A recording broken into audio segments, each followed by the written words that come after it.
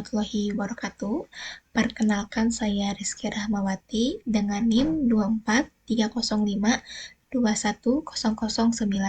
dari Prodi Teknik Informatika Non-Reguler.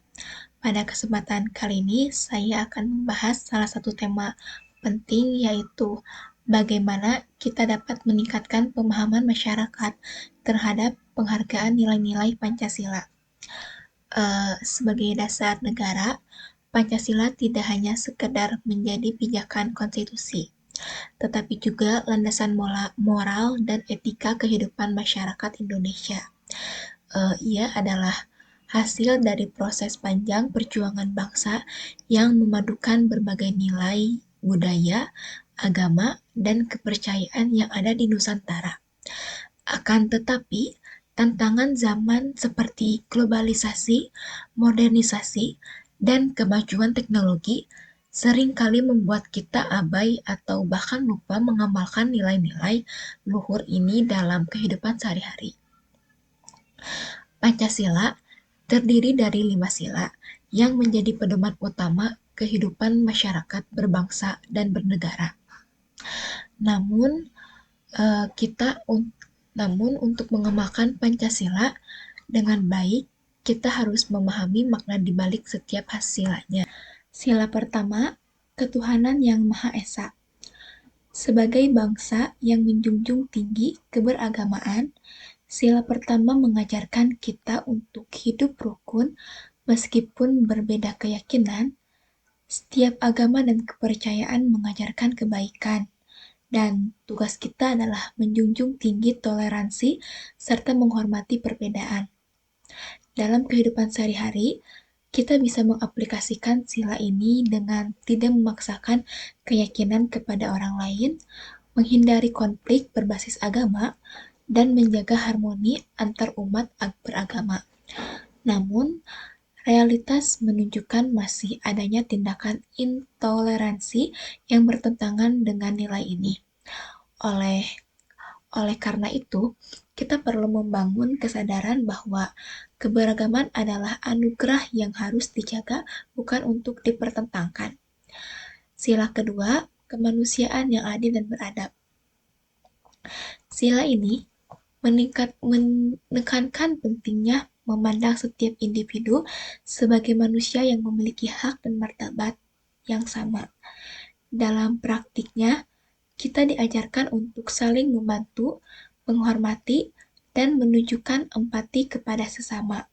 Namun, kenyataannya seringkali memperlihatkan adanya ketidakadilan seperti diskriminasi, kesenjangan sosial, dan pelecehan hak asasi manusia. Sikap beradab harus menjadi identitas kita sebagai bangsa. Kita bisa memulai dengan hal-hal kecil seperti bersikap sopan, tidak merendahkan orang lain, dan membantu mereka yang membutuhkan tanpa mengharapkan imbalan. Sila ketiga, persatuan Indonesia. Di tengah keberagamaan bangsa, persatuan menjadi elemen penting untuk menjaga stabilitas dan keharmonisan. Sila ini mengingatkan kita bahwa perbedaan adalah kekuatan, bukan alasan untuk terpecah belah. Namun, di era digital ini, ancaman terhadap persatuan semakin nyata, terutama dengan penyebaran hoaks, ujaran kebencian, dan politik identitas yang merusak kepercayaan antar warga negara. Sebagai generasi yang hidup di era modern, kita harus bijaksana dalam menggunakan media sosial. Jangan mudah terprovokasi oleh informasi yang belum tentu benar. Dan selalu utamakan dialog jika ada perbedaan pendapat. Persatuan bangsa harus selalu diutamakan di atas kepentingan pribadi atau golongan. Sila keempat yaitu kerakyatan yang dipimpin oleh hikmat kebijaksanaan dalam permusyawaratan atau perwakilan. Musyawarah adalah inti dari sila keempat. Melalui musyawarah, kita diajarkan untuk mengambil keputusan berdasarkan pelaksanaan dan kepentingan bersama. Namun, dalam praktiknya, musyawarah seringkali hanya menjadi formalitas dan keputusan seringkali diwarnai oleh kepentingan kelompok tertentu. Nah, dalam kehidupan sehari-hari, musyawarah bisa diterapkan di berbagai aspek, mulai dari keluarga, lingkungan, hingga organisasi. Belajarlah mendengarkan pendapat orang lain, menghormati perbedaan, dan mencari solusi terbaik tanpa merugikan pihak manapun. Lalu yang terakhir yaitu sila kelima, keadilan sosial bagi seluruh rakyat Indonesia. Keadilan sosial adalah cita-cita terbesar bangsa ini. Namun, masih banyak ketimpangan yang terjadi, mulai dari kesenjangan ekonomi hingga akses terhadap pendidikan dan kesehatan yang belum merata. Sebagai warga negara, kita dapat berperan aktif dalam mewujudkan keadilan sosial, misalnya dalam mendukung program pemerintah yang pro-rakyat, terlibat dalam kegiatan sosial, atau sekedar memperlakukan semua orang dalam adil di lingkungan sekitar. Meski Pancasila memiliki nilai-nilai yang sangat luhur, penerapannya dalam kehidupan nyata tidak mudah. Beberapa tantangan utama yang kita harus hadapi, yang pertama, kurangnya pemahaman masyarakat. Banyak masyarakat, terutama generasi muda, yang hanya menghafal sila-sila Pancasila tanpa benar-benar memahami maknanya. Pendidikan formal seringkali lebih menekankan aspek teori daripada penerapan praktis. Yang kedua, pengaruh negatif globalisasi. Gaya hidup individualis, konsumerisme, dan materialisme yang masuk melalui budaya asing seringkali bertentangan dengan nilai-nilai Pancasila. Yang ketiga, keteladanan pemimpin. Tidak jarang, kita melihat pemimpin atau tokoh masyarakat yang justru bertindak bertentangan dengan nilai-nilai Pancasila, sehingga menimbulkan ketidakpercayaan di kalangan masyarakat. Lalu yang terakhir, maraknya hoaks dan ujaran kebencian.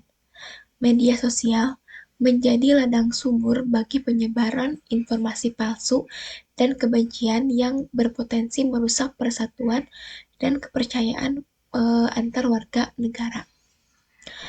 Nah, solusi untuk meningkatkan pemahaman dan penghargaan terhadap Pancasila, langkah-langkahnya yaitu pendidikan berbasis nilai. Sekolah dan keluarga harus menjadi tempat pertama di mana nilai-nilai Pancasila diajarkan dan dipraktekkan. Guru dan orang tua perlu memberikan contoh nyata bagaimana menerapkan Pancasila dalam kehidupan sehari-hari. Yang kedua yaitu penggunaan teknologi untuk edukasi. Teknologi digital dapat menjadi alat efektif untuk menyebarkan nilai-nilai positif. Kita bisa memanfaatkan media sosial untuk membuat konten edukatif yang menarik seperti video, infografis, atau kampanye digital tentang Pancasila.